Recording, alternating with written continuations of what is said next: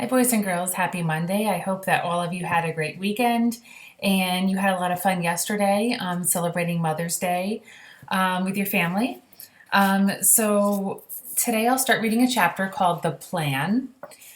When we had left off last week, Sophie and the BFG had just had breakfast with the Queen at her palace.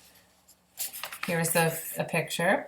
And during that breakfast, Sophie was talking to the Queen all about, what was happening in Giant Country. And this chapter ended with the Queen picking up her phone and saying, "Your story is apparently true.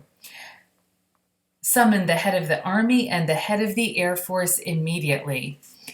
So that's where we left off. So she knows what's happening. She knows that it's true. She's contacted the leaders of different countries to check and see if people have been, disappearing or being eaten from their countries, and they have. So she knows it's real and something has to be done.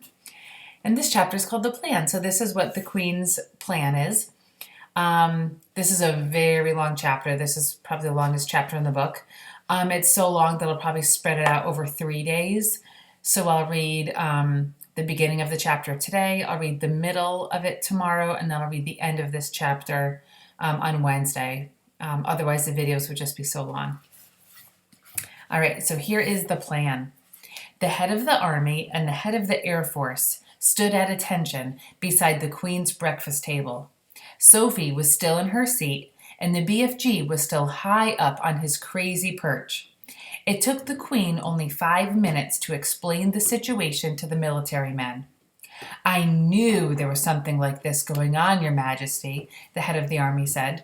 "For the last 10 years, we have been getting reports from nearly every country in the world about people disappearing mysteriously in the night. We had one only the other day from Panama." "For the Hattie taste," cried the BFG. "And one from Wellington in New Zealand," said the head of the army. "What is he talking about?" said the head of the Air Force. "Work it out for yourself," the Queen said. "What time is it? 10 a.m.? In 8 hours, those 9 bloodthirsty brutes will be galloping off to gobble up another couple of dozen unfortunate wretches. They have to be stopped. They must act fast." "We'll bomb the blighters," shouted the head of the Air Force. "We'll mow them down with machine guns," cried the head of the army. So they want to just go in and just get rid of these giants right away. "I do not approve of murder," the Queen said. "But they are murderers themselves," cried the head of the army. "That is no reason why we should follow their example," the Queen said. "Two wrongs don't make a right." "And two rights don't make a left," cried the BFG. "We must bring them back alive," the Queen said. "How?" the 2 military men said together. "They are all 50 feet high. They'll knock us down like 9-pins. "Wait," cried the BFG. "Hold your horseflies. Keep your skirts on. I think I has the answer to the maiden's hair." "Let him speak," the Queen said. "Every afternoon," the BFG said, "all these giants is in the land of Noddy." "I can't understand a word this feller says," the head of the army snapped. "Why doesn't he speak clearly?"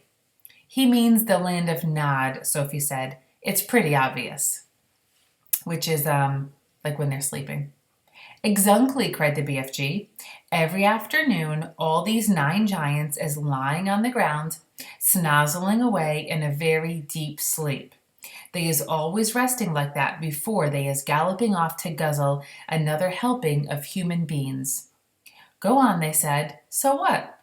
"So what you soldiers has to do is creep up to the giants when they is still in the land of Noddy," which means like they're still sleeping, "and tie their arms and legs with mighty ropes and wunking chains." "Brilliant," the Queen said. So the Queen doesn't believe that, even though they're horrible, she doesn't believe that they should be in turn treated horribly. She thinks that they need to be captured, but that they need to be kept alive. So the BFG is suggesting that they go when the giants are asleep and, try to sort of tie them up or, sort of capture them while they're sleeping. "That's all very well," said the head of the army, "but how do we get the brutes back here? We can't load 50-foot giants onto trucks. Shoot him on the spot, that's what I say. The BFG looked down from his lofty perch and said, this time to the head of the Air Force, "You is having belly poppers, is you not?" "Is he being rude?" The head of the Air Force said. "He means helicopters," Sophie told him. "Then why doesn't he say so? Of course we have helicopters." "Wopsy big belly poppers?" asked the BFG. "Very big ones," the head of the Air Force said proudly. "But no helicopter is big enough to get a giant like that inside it."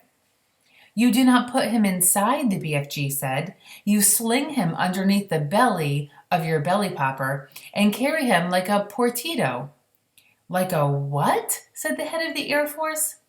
"Like a torpedo," Sophie said. "Could you do that, Air Marshal?" the Queen asked. So here they are talking. So they're saying take a helicopter, and of course a giant can't fit inside a helicopter, so maybe tie him up and have him like hang from underneath the helicopter. Sort of like if a helicopter is coming to maybe like rescue someone, say like from a boat, and they're in that little sort of thing that they sit in or lay on and are sort of airlifted up. They're going to maybe do that with one of the giants, tie them up, and then kind of carry them away. "Well, I suppose we could," the head of the Air Force admitted grudgingly. "Then get cracking," the Queen said. "You'll need 9 helicopters, one for each giant." "So where is this place?" the Air Force man said to the BFG. "I presume you can pinpoint it on a map?" "Pinpoint," said the BFG. "Map? I has never heard these words before. Is this Air Force bean talking slush bungle?" The Air Marshal's face turned the color of a ripe plum. So the head of the Air Force and the head of the Army, they're not used to being talked to like this. They're usually the ones sort of in charge and don't have people sort of like kind of talking back to them or questioning them the way that the BFG is. So they're kind of like not really even sure what to do. So the Air Marshal's face turned the color of a ripe plum. He was not used to being told he was talking slush bungle. The Queen, in her usual admiral tact and good sense, came to the rescue. "BFG," she said, "can you tell us more or less where this giant country is?" "No, Magister," the Queen said, "not on my Nelly." "Then we're jittered," cried the Army General. "This is ridiculous," cried the Air Marshal. "You must not be giving up so easy," the BFG said calmly. "The first titchy bobstickle you meet and you begin shouting, you is biff squiggled." The Army General was no more used to being insulted than the Air Marshal. His face began to swell with fury, and his cheeks blew out until they looked like 2 huge, ripe tomatoes. "Your Majesty," he cried, "we are dealing with a lunatic. I want nothing more to do with this ridiculous operation." The Queen, who was used to the tantrums of her senior officials, ignored him completely.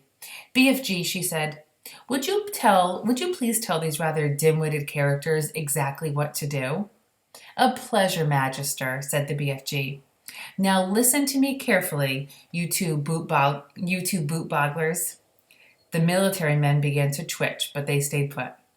"I is not having the foggiest idea where giant country is in the world," the BFG said, "but I is always able to gallop there.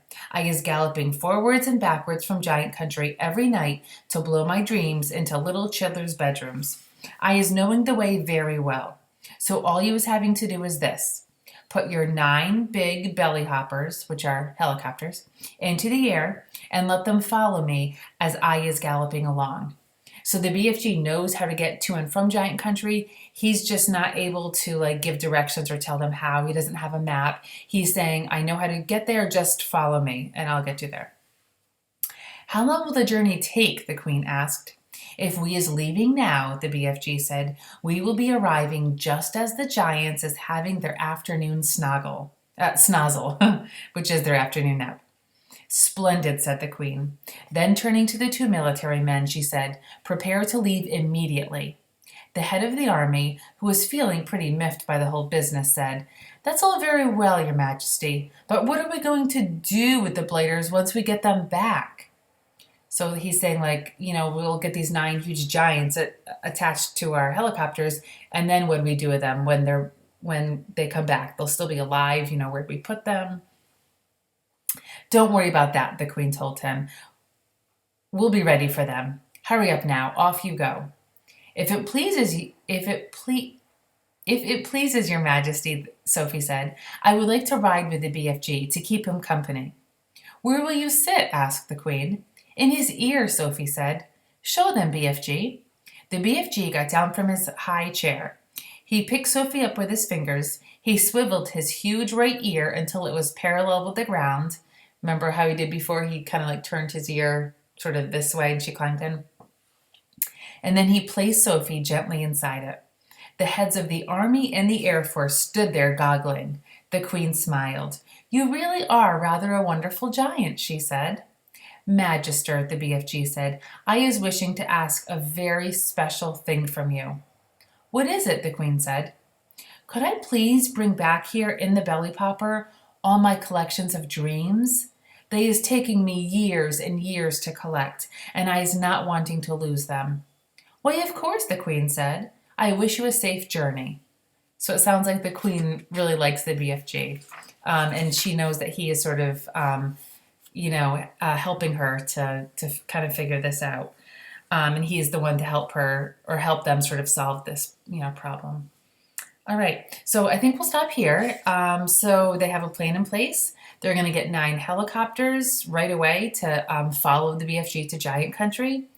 And while the giants are sleeping, they're going to try to somehow tie them up and attach each giant to a helicopter. And then all those helicopters, 9 of them will fly back with the giant kind of hanging underneath.